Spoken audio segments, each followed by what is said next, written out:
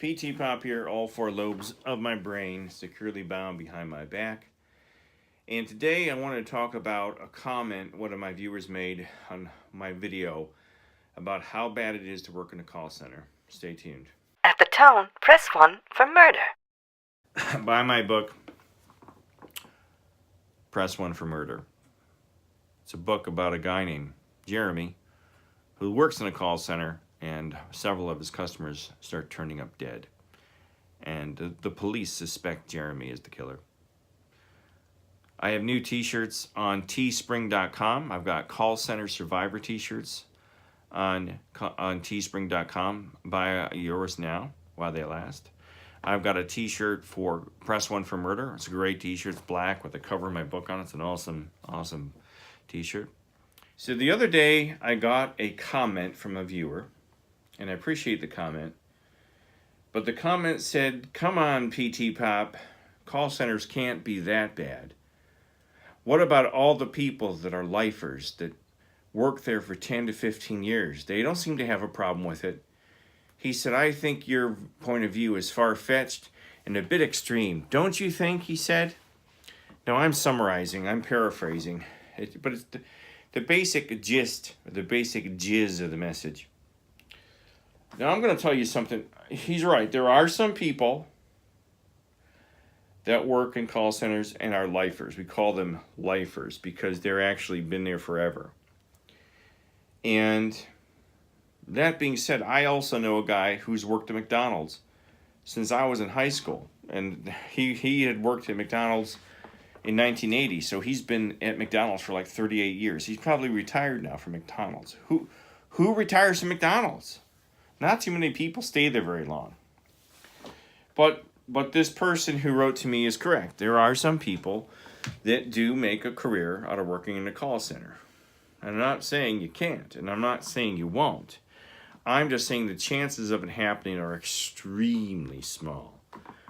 And look at all the comments and all the people that have agreed with what I have said about call centers. And look at all the people that, like myself, that make videos just like mine saying how horrible call centers are. There's very few call center videos that say, "This is a great career, man. I just love it. I go home every night and I click my heels and rub my nipples and I go, ooh, I love working at call centers." It just doesn't work that way. 99% of the people who work in these call centers are miserable. And only like 10 to 20% stay for longer than a year or two.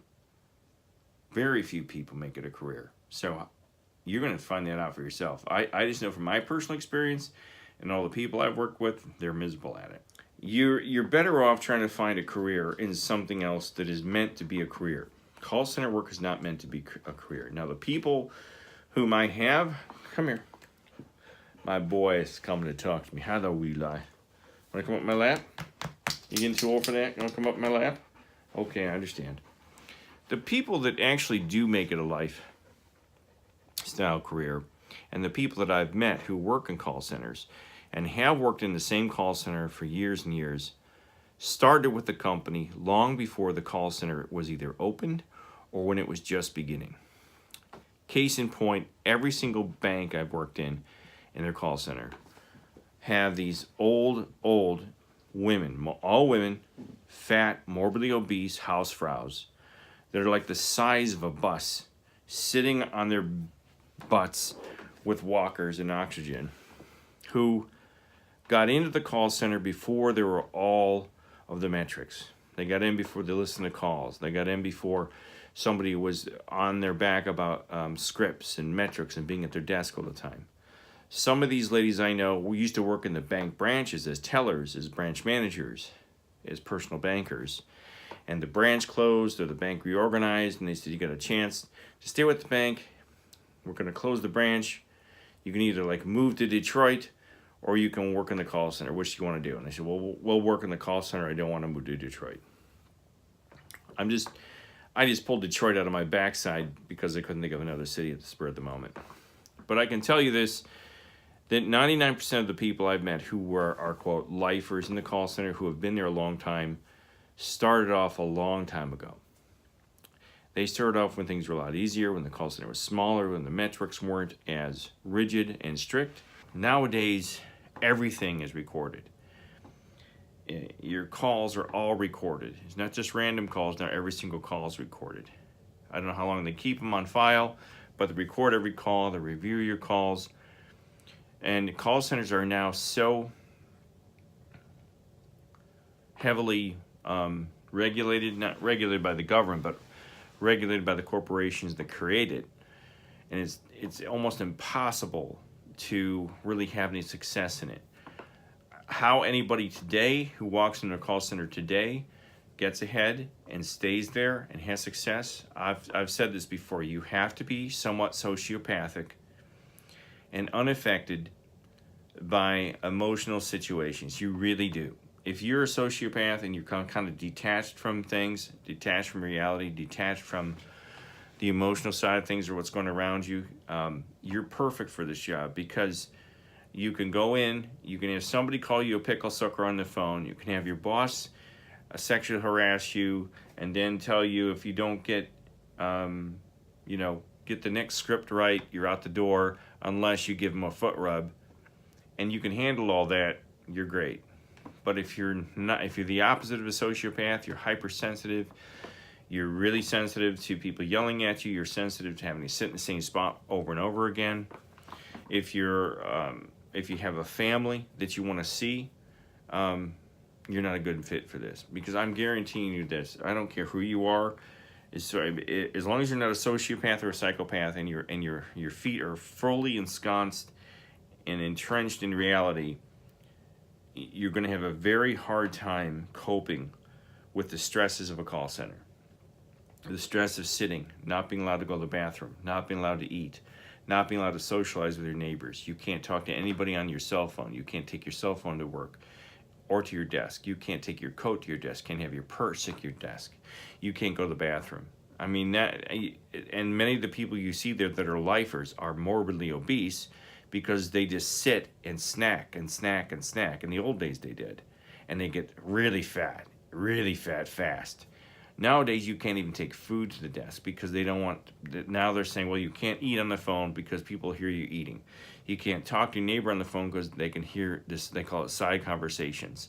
You can't do anything. You just sit in a little tiny cubicle and you talk on the phone. How people last this long, I don't know. Maybe I can find some people and say, hey, you've worked at XYZ Corporation for 25 years. How have you maintained your sanity during all this time? Another way people do this and the way they cope is they cope and they survive through their addictions. Eating food, they're addicted to food. They sit in their car and they get high. They do drugs. At night they go to the bar, they get drunk. A lot of the people you meet in call centers are just a little bit off. I mean, the ones that stay there and stay there a long time, they're mentally just a little bit off. And I'm not just being mean. This is the truth. People are just a little bit screwy in call centers. And a lot of them are really into some really wacky stuff. There's a girl at Wells Fargo who was a model. She sat behind me. I don't remember her name. I do remember her name now that I think about it. She was a heroin addict, and she was she was like a skeleton with skin hanging off of it. And, this is just not what you would see in a traditional corporate environment. I'm sure there's heroin addicts in corporate environments, but a corporate environment, it's designed to bring you in, nurture you, educate you, bring you up slowly through the ranks so you have a chance to get ahead. I've worked in the corporate world. This is not corporate. This is part of the corporate world, but you're basically bottom dwellers. You're treated as bottom dwellers. There's no chance for advancement. The people that start in the call centers very rarely move out of the call center and go into anything else but another call center within the call center. That they rarely leave and go work in the accounting department, or they very rarely leave and go work in the marketing department. It's just because it's not designed to keep people there. It's too expensive. It costs people too much money.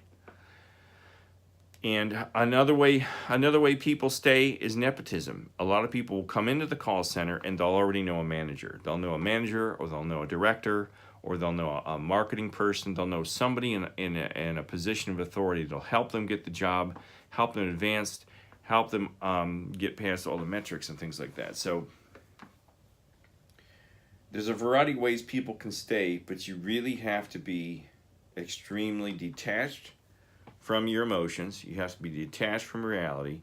You can't get upset at all by people screaming at you and calling you dirty names.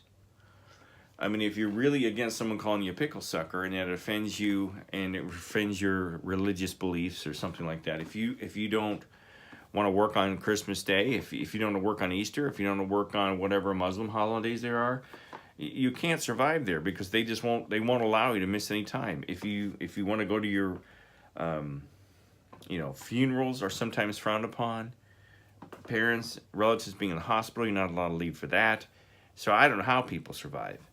You have to be a very special person with an ironclad will and an ironclad determination to get ahead. I mean, maybe you've got 14 kids at home and you don't want to live in the street with them, so you're determined to make this work and you'll do anything, including orally servicing the boss. Okay? I don't know what to tell you, but how these people survive all this time, I don't know. I should call into a call center and say, hey, how long have you been there? How did you survive this long? I don't know. But I'm not making this up, whoever wrote me this comment. So there you have it. And thanks for watching. Give me the thumbs up, subscribe. Hang in there. Say hi to Mr. Murray there, Bill Murray and Walter Maddow and Jack Lemmon. At the tone, press 1 for murder.